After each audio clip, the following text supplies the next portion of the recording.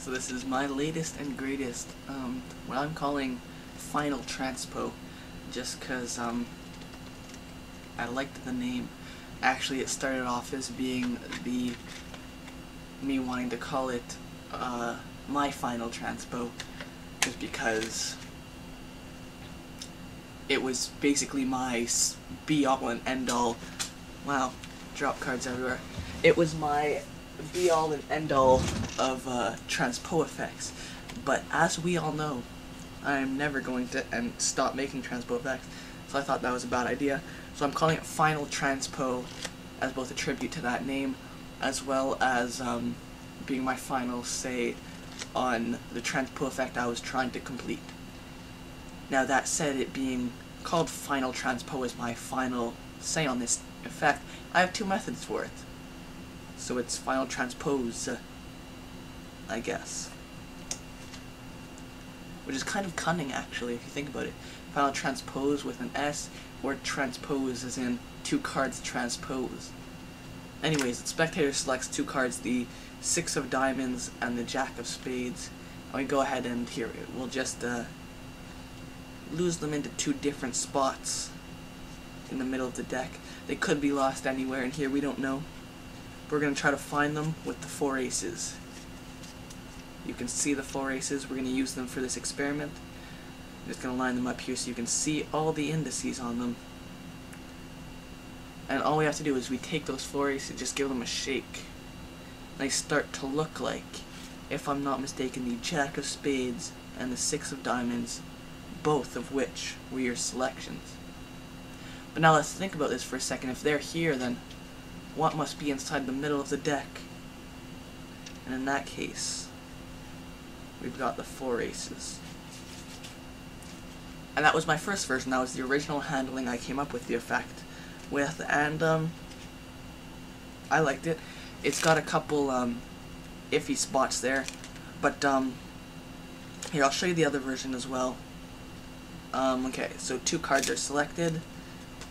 The 7 of diamonds and the 2 of clubs. They're lost into the middle, and they're going to be found using the 4 aces. We're going to use the 4 aces in this deck to try and find them. Now, might I add, both of these have their ups and their downs, both of these methods, and that's why I'm teaching both. So we take the 4 aces, give them a shake, and it starts to look like the 2 of clubs and the 7 of diamonds. But if they're here, then inside the middle of the deck, if I'm not mistaken, of course, we must have 4 cards. 4 aces. And that was my second version. Now there's the ups and the downs, like I said, and I haven't found a way to completely combine the 2 of them. Let me go through the explanation. Actually, I'm going to go through a little history on this first, how I came up with this. I wanted an effect where I changed the 4 aces into 2 selections. Now, within the first couple seconds of coming up with this, I realized that if I added a card onto the back here like this, that looked like 2 cards. Now, I was originally going to make a gaffe where this was all glued together, these all being 1 card, the first 3 aces, and the last ace being just another added on card, and I would fake spread them from the bottom. And I thought, no, that's too much like Jay Sankey's Hijacked, or Joshua Jay's Overlap, and many others like it. So I came up with this impromptu handling. It is basically the same thing. You're still having your 2 cards added on, but instead of having like a double backer gimmick and a whole gimmick setup, which would, by the way, allow you to be much fairer and cleaner with your change, I can do it with any borrowed deck. Okay?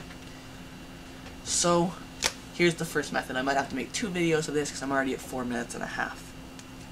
So you have your 4 aces and you take them out of the deck. You're going to thumb count 3 cards off the bottom and have them select any 2. Okay, wow, the 8 of clubs and the 8 of spades. Now you're going to do, all you're going to do is you're going to say, Did you see them?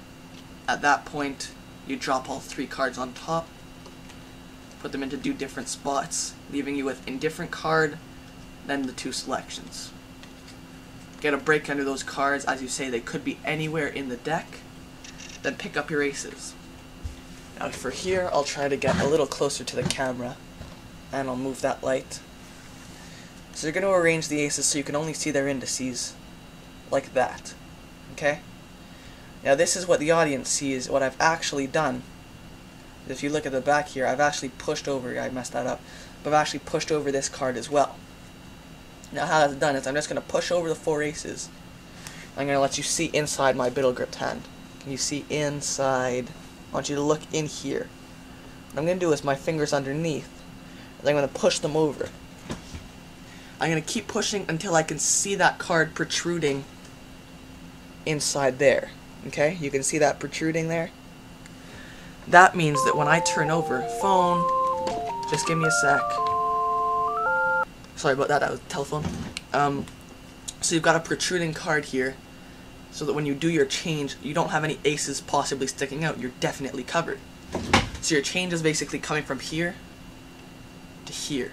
All you're doing is you're rotating your hand, and I like to push with my pinky index a little, and just bow those cards, because then it's going to shadow all this.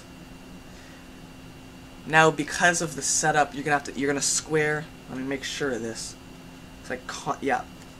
Because you picked up that indifferent card, that allows you to square on the bottom and just deal these 2 cards off fairly. So you deal them, do a turnover pass, and spread through to show your aces.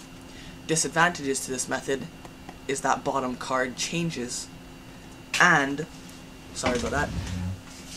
And the other disadvantage to this effect, or this method, is when you spread through after doing your turnover pass, you have to show the aces face up. You don't have any thought. You can't show them face down and then go, let it sink in, and then show the 4 aces, because or else your bottom card changes again. Okay? So that was my first method.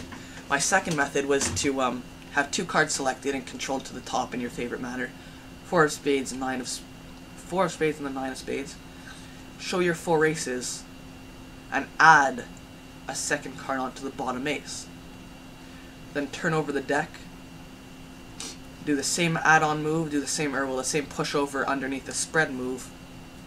This same thing, just edging it over until I can see it, and then do the turnover. Now, because I added that card on the same way as the aces, I can square up on the top of the deck, so I don't have to turn the deck over here and deal off this way, being fair. Now I can just do actually, here's the problem though. Now you've got an indifferent card, and then your 4 aces face down. Here's what I do. I ego change that first one to the bottom, spread over a little, get a break under 4. I'm going to pass those cards, half pass sort of. I'll show you this. This is going to be a hard move. So you got your break under 4.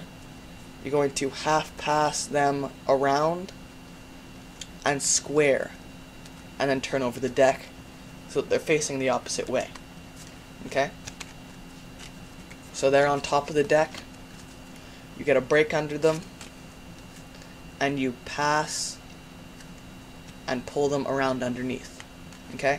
So basically you're passing 4 cards around to the bottom. So basically you're doing, this is a half pass, but with only half the deck, so that you're closing them into the middle. So you're picking up half the deck here, then doing that half pass with the rest, and there, and then you can show your 4 aces in the middle. So that's my final transpose. Thanks. Hope you